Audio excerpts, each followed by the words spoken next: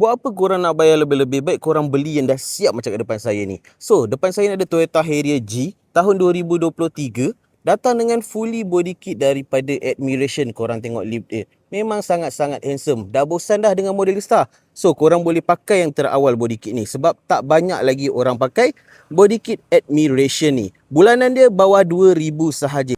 Kereta ni datang dengan rim 18 inci, tapi kalau korang nak handsome dan kena dengan body kit ni, korang kenalah tukar kepada rim 19 ataupun 20 inci.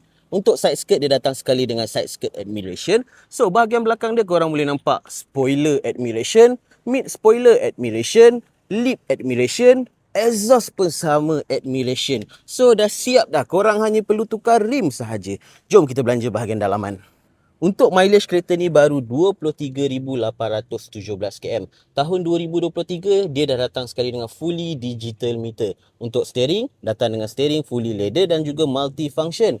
Ada sekali dengan DIM, head unit yang besar sama macam JBL. Untuk seat, dia datang dengan seat half leather, warna brown dan juga grey. So guys, kalau korang berminat dengan Harrier G tahun 2023 ni, datang dengan body kit Admiration ni, korang boleh roger saya, Akmal Bun. Ciao.